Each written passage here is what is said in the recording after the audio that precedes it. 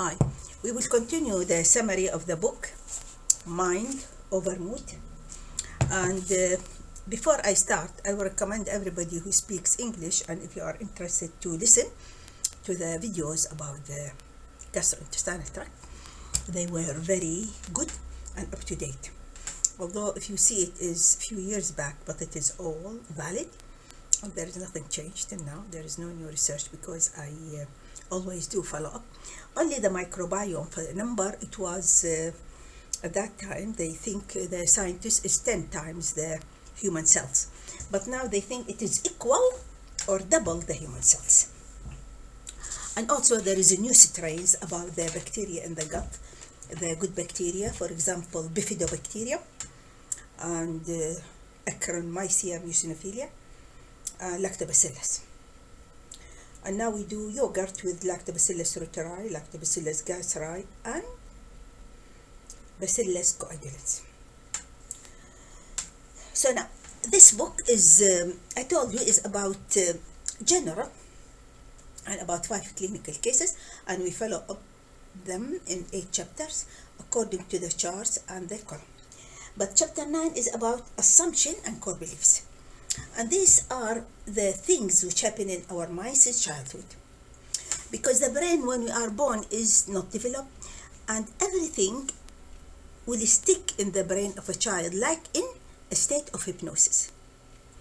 And I learned this not from this book, but from my studying the neuroscience and the brain. Because the brain, when we are born, it is not developed and will continue in its development up to the age of 25. Especially in males, but in females they could be completed at the age of 22 years. So the women, they develop before the men. But some axons or branches of the cell which are long, they will continue to grow and covered with myelin sheath, which is fatty cover, and up to the age of 8 it will continue. So in the chapter 9 is talk about the assumption and core belief. And he said in many ways, automatic thoughts are similar to flowers and weeds in a garden. Thought records, experiment, and action plan are tools that enable you to cut the weeds, negative automatic thoughts, at the ground level from your garden, making room for the flowers. With practice, these tools will work for you for the rest of your life. Whenever the weed flourish in your garden, you will know how to work with them. And for many people, the skill learned in chapter 1 to 8 are sufficient to cope with the problems effectively. Other people find that even after using these tools, there are still more weeds than flowers, or that every time they get rid of one weed, 2 others will take its place. These are the thoughts. So if you have developed proficiency with thoughts record, experiments, and action plans, and you want deeper changes, then the solution may lie in learning to remove the weeds by the roots. So how could we do that? There are 3 different levels of belief. Automatic thought, with which you have been working up to now, are the most accessible and identifiable. They are very easy. So automatic thought are the parts of the weed or flowers that are above the ground, so we could see them. We could feel them. But automatic thoughts are rooted beneath the surface in assumption and core belief. So the origin of the automatic thought, which we could see, their origin is assumption and core belief. And he make arrows. At the top is automatic thoughts, then the origin is in the assumption and the core beliefs. And this is very important in the theory of knowledge, which is called in Latin epistemology, that the knowledge are different levels. Beliefs, opinion, which is subjective, it could be right or wrong or false, and then the science or the events which are supported by evidence. This is our facts. So the diagram will illustrate it. So while automatic thoughts are stated as verbal messages that we say to ourselves, our assumptions are not as obvious. We frequently must infer them from our actions. So the thoughts, automatic thoughts, are due to the assumption and core belief, and these thoughts will produce behavior and bodily changes, even it affect our health. So if we put our assumption into words, they can usually be stated if, then sentences, should statements. For example, one of Marisa's assumption was, if people get to know me, then they will see how despicable I am and reject and hurt me. This is the patient who was abused by her father, and her mother did not believe her. She told her, you are a liar. And then she married, get divorced, then she married, get divorced. She was working, she was good mother with her children, but this is her assumption. So one of the big assumption was Vic, the alcoholic, who was thinking that his wife, Judy, doesn't like him, doesn't care for him. So his assumption is, I should be the best at everything I do. Related to this belief was a second assumption, if I don't do things perfectly, then I am inadequate. So assumptions operate as rules that guide our daily actions and expectations. Okay? So this book, it repeat everything. And I'm sorry, I could read it for you, in fact, but it takes a long time. So if you want me to read it for you, I will read it for you. Or you can borrow it from the library and read it. So the deepest level of cognition is the core belief, the deepest. So the levels, the automatic thought at the surface, then the assumption, then the core belief, which is the foundation of the automatic thoughts. So the core belief are absolute statement about ourselves, others, and the world. Always in this book, when we put our thought, it is about ourselves, about other people, and about the world, which means the environment. So Marisa's core belief included, I am worthless, I am unlovable, and I am inadequate. Her core belief about others included, others are dangerous, people will hurt you, people are malicious. So she believed that the world was full of insurmountable problems. All of these beliefs are absolutistic. There are no qualifications. Marisa does not think, if I fail, I'm worthless, or I am sometimes worthless. She believes I am worthless. Absolutely. There is no room for doubt. So just as you learned to identify and evaluate your automatic thoughts, you can learn to identify and evaluate your assumptions and core beliefs. Learning to change maladaptive assumptions and core beliefs can help reduce the number of negative, distorted automatic thoughts you have throughout the day. Furthermore, developing new assumptions and core beliefs may reduce your distress and make it easier to change your behavior in ways consistent with your new beliefs. For example, as long as Marisa saw herself as despicable, between arrows core belief, she did not allow people to get to know her. She also behaved in a withdrawn and protective ways. If Marisa developed the new core belief, I am likable, she would then be more willing to get close to people. With this new belief, Marisa would more likely be relaxed and show her positive qualities to others. It's common sense. Where do assumptions and core belief come from? Very often we have had them since childhood. Young babies begin to make sense of their world by organizing their experiences into familiar pattern. Always we have pattern of thought. Very young infants, for example, prefer looking at circles and triangles arranged to resemble a human face than at a more randomly arranged geometric shapes.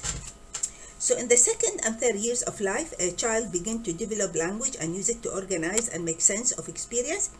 Based on experience, a child requires knowledge such as dogs bite or dogs are friendly, which guide behavior, stay away from or approach an unfamiliar dog. Children also learn rules from other peoples around them. Between a bracket, big boys don't cry. Stoves are hot. This is how they learn. So the rules and beliefs child develop are not necessarily true. For example, boys and men of all ages do cry, but a young child does not yet have the mental ability to think in a more flexible ways. The rules take an absolute quality for the child. A 3 years old girl may believe it is bad to hit someone and be angry with her mother for hitting her brother on the back when he is choking on a piece of food. يعني sorry, a child is choked, so the mother hit him on the back to get the piece of food or the stone of something. So she thinks her mother did a bad thing. So an older child would be able to see the difference between hitting to hurt and hitting to hurt. Sometimes massage, you have to hit the back in cases of pneumonia to allow the mucus to come out. So in most areas of our life, we develop more flexible rules and beliefs.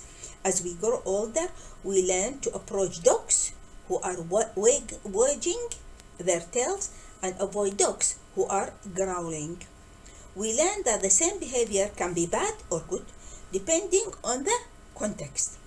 So however, some of our beliefs from childhood stay absolute even in adulthood. Most of the people, their beliefs are absolute.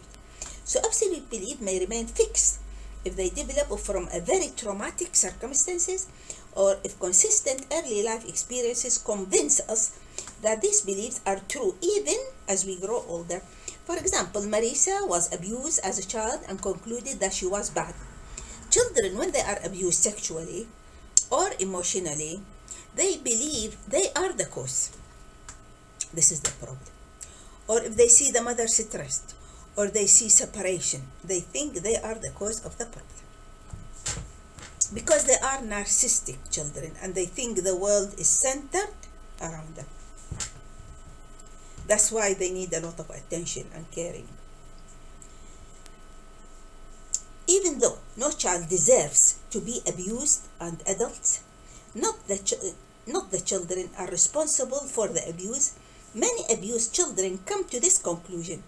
Why is this so? One possibility is that the explanation that she was bad and being punished for it was less frightening to Marisa as a young child than considering that the adults in her home were out of control or mean.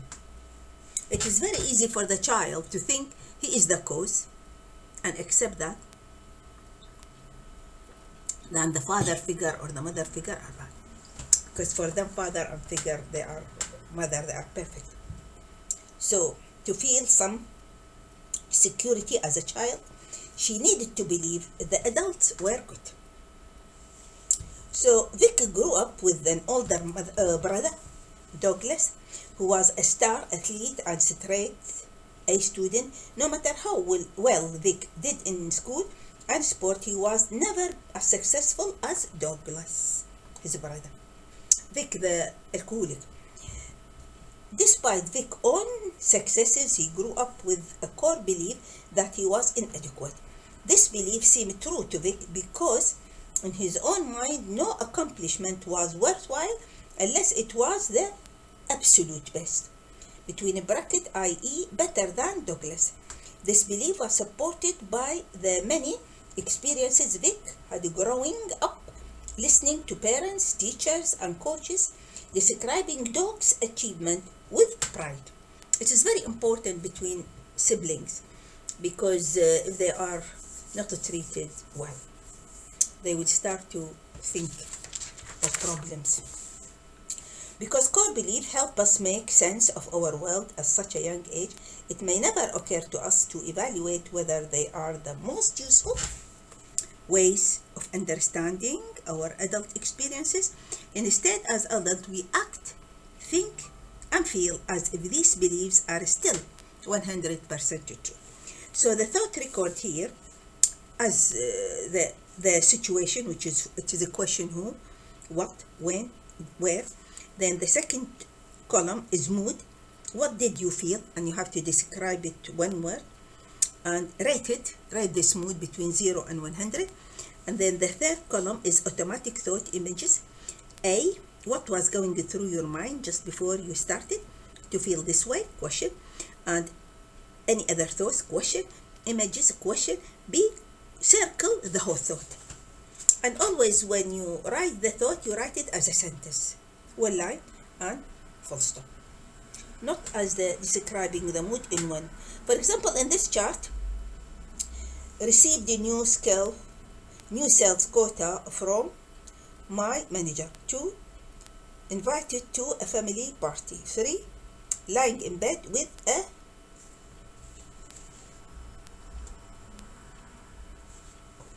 hangover. The mood, anxious 90%, anxious 70%, depressed 95%. The column with automatic thought, I won't be able to meet these quotas. I will fail again. Another sentence. I will probably say the wrong things to my sister. I am just a drunk. I never succeed at anything. Full stop. I'm hopeless. Okay.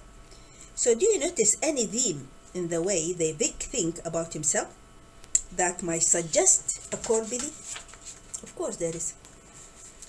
So the theme that appear in Vic's automatic thought appear to be failure and inadequacy. Vic seems to have a core belief such as I'm a failure, I am not good enough, or I can't handle things. A second way to identify core belief is called the downward arrow technique. How? This is the downward arrow technique.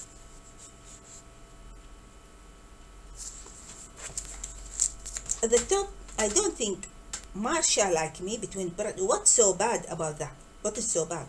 Then arrow, whenever I get close, people end up disliking me. Between bracket, what does this say about me? Then arrow down, I will never have a close relationship. Between bracket, what does this say about me? There is down arrow, I am unlikable. So he write down every thought and how this thought related to the person. Then here we come to the situation in another diagram, this big diagram about Vic and his colleagues have received a new sale quotas. Automatic thought, everyone will be able to meet this quota but me, except him. He can't. So the downward arrow is, what does this say or mean about other people? Arrow down, they are able to do the work more easily than I am. Between a bracket, what does this say or mean about them?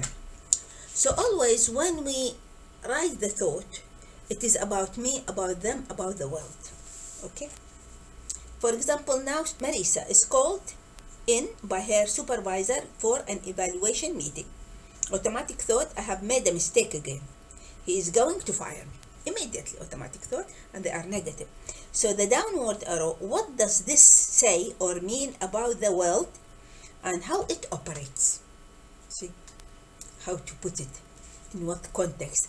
Then arrow down, bad things are always happening to me. What it means to me.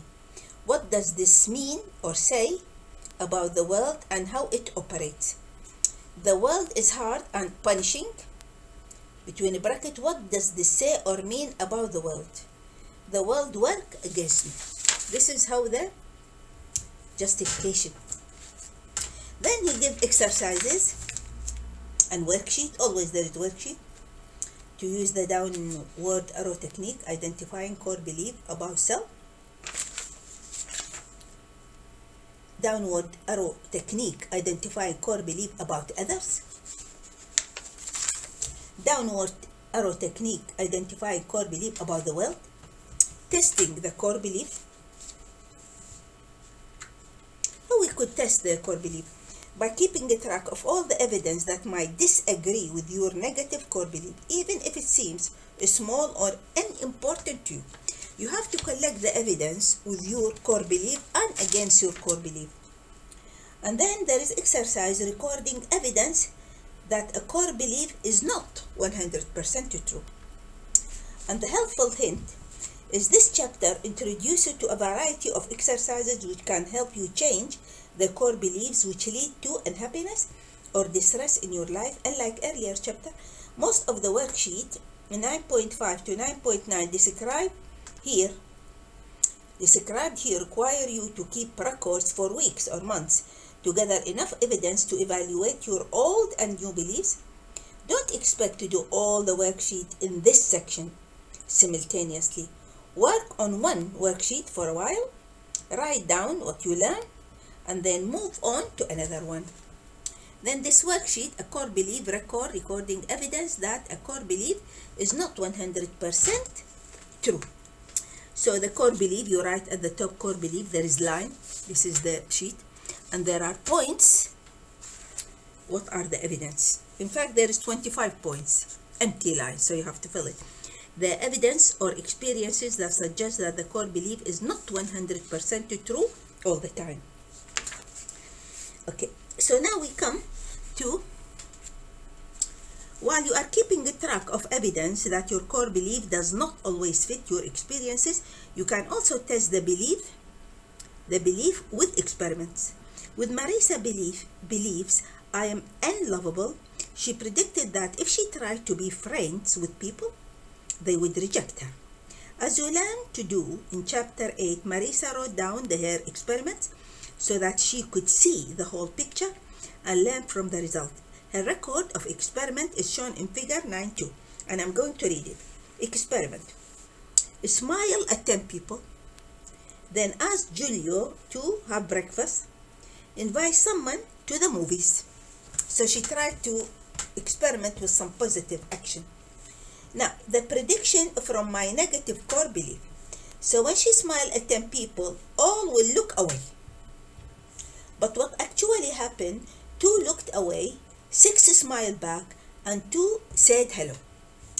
When she asked Julio to have breakfast, what her prediction from her negative core belief? He will say no. But what actually happened, he said yes, if we could eat by 9 a.m. So there is a positive response.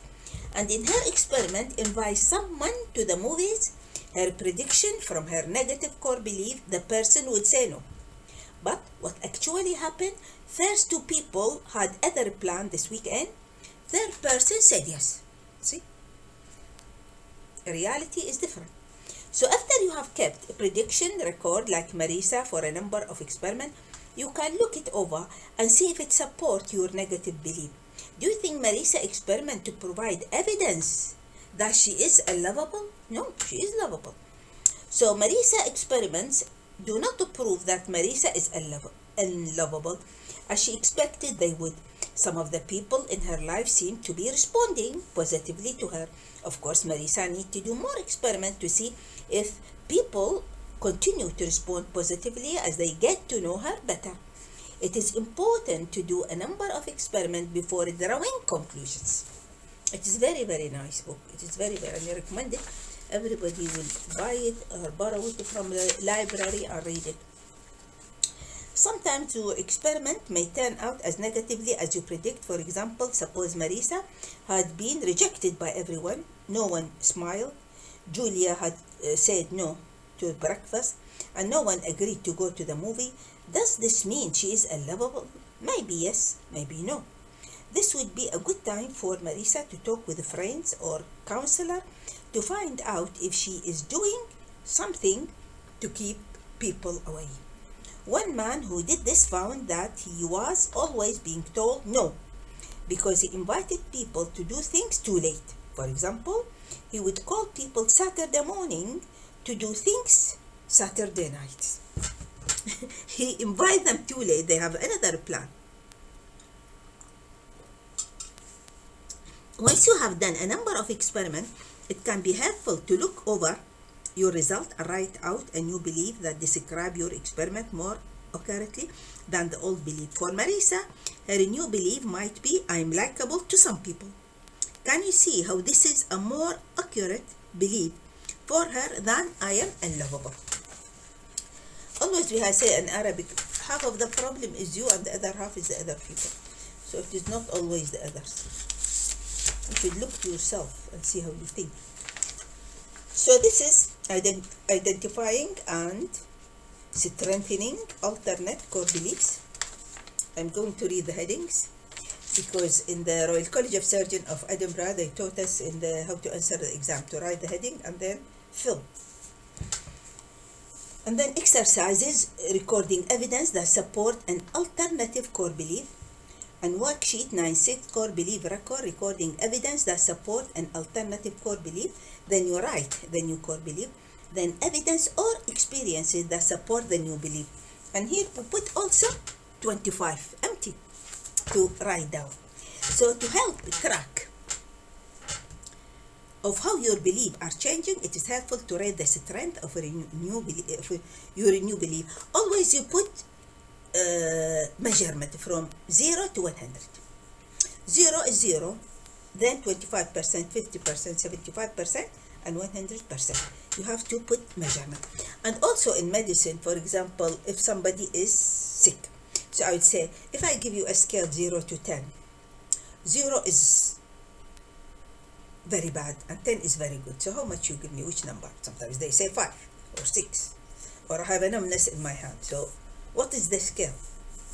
From 0 to 10. 0 is very bad, 10.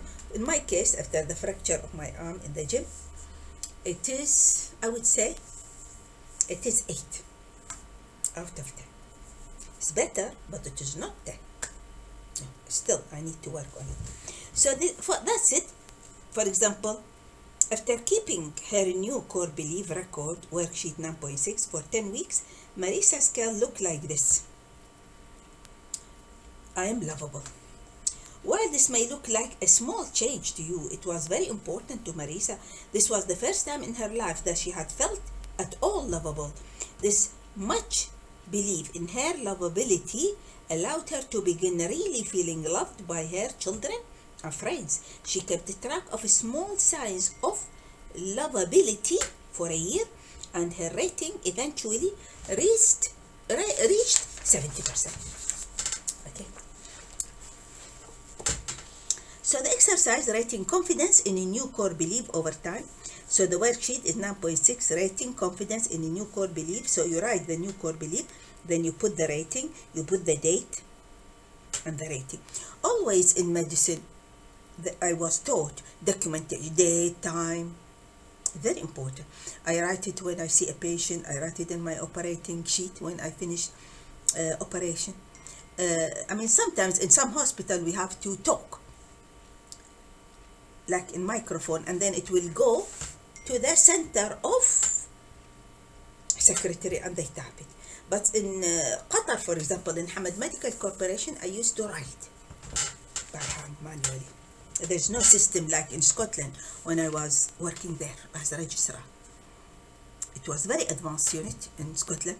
So I take the speaker, I talk, I send a letter to the general practitioner, I describe my operation, and then I go back to do my surgery because the time is very short. It is day care surgery.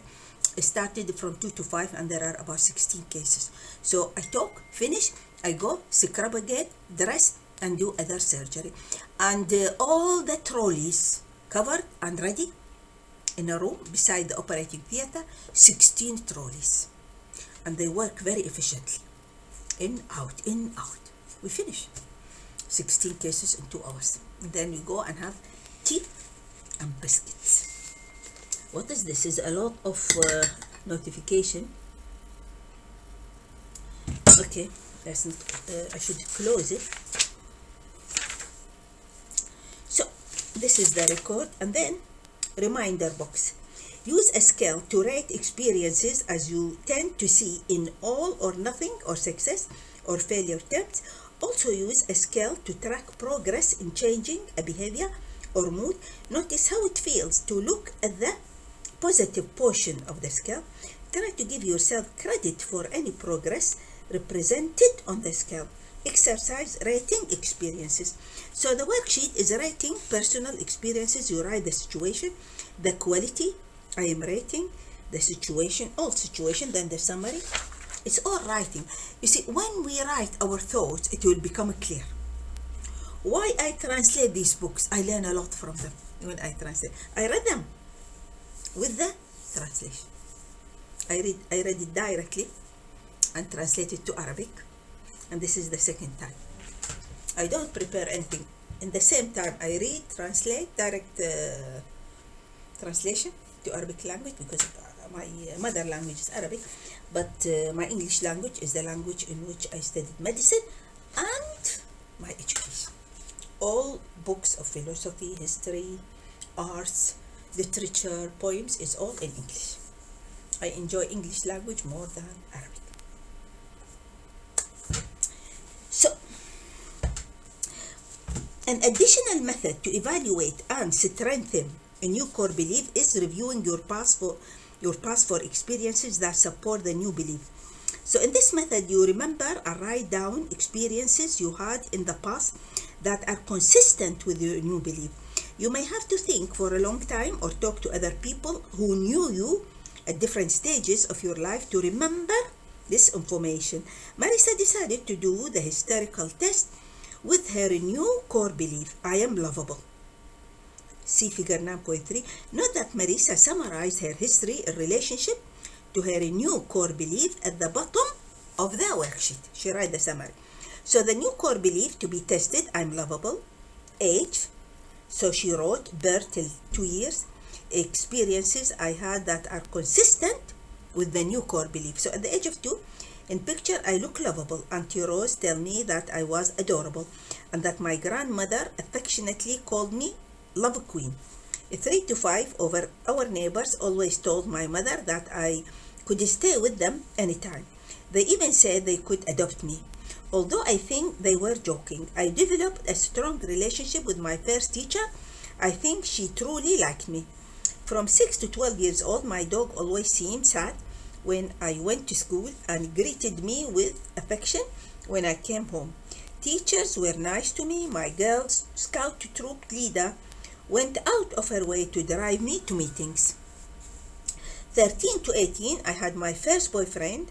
I am not sure why he liked me, but apparently he was attracted to me. We got married. I had my first baby, and as difficult as those first few years were, the baby loved me. So her children loved her. 19 to 25, my second child was born. He also loved and loves me. I was married a second time. 26 to 35, I decided that I deserved more than I was getting from my marriage. I had the strength to leave.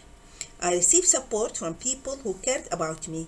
36 to 40, my children tell me that they love me and that I have done a good job as a parent. I have 2 good friends who have been close to me for 3 years. Some people at work ask me to go to lunch with them. Some friends tell me they love me. Summary: I seem to be lovable to some people, even though others have hurt me. At every point in my life, at least one person has liked me or loved me. See, even simple things, it will reassure her. Because the experiences Marisa recorded were inconsistent with her old core belief, I am unlovable, Marisa had difficulty remembering them. In doing the exercise, Marisa relied on relatives and conversations with her therapist to retrieve some of the information. Marisa found it helpful to review her historical test and add to it as she remembered other experiences that were consistent with her new belief. The exercise historical test of a new core belief. To strengthen one of your new core belief, review your life history, looking for evidence that it is consistent with this new belief. Write the evidence on worksheet 9.9. When you have recorded experiences for each age period, write a summary describing how this information supports your new core belief. Worksheet 9.9, it is historical text of a new core belief. So you write in your core belief, you write the age from birth to 2, 3 to 5, 6 to 12, 13 to 18, 19 to 25, 26 to 35, 36 to 50, 51 to 65, 66 plus. Then you write the experience I had that there are consistent with the new core belief. Then at the end you write the summary. So the chapter summary is, or before that, still time, the learning experiences in this chapter plant the seed for a new core belief. This new core belief will help you begin to feel happier, and as they become stronger, you will have fewer negative automatic thoughts. However, there will be still the times in your life when you feel a greater level of depression, anxiety, anger, or other distressing moods there still be life events that are difficult to face. You may have illnesses or other physical experiences that affect your moods, behaviors, and thoughts.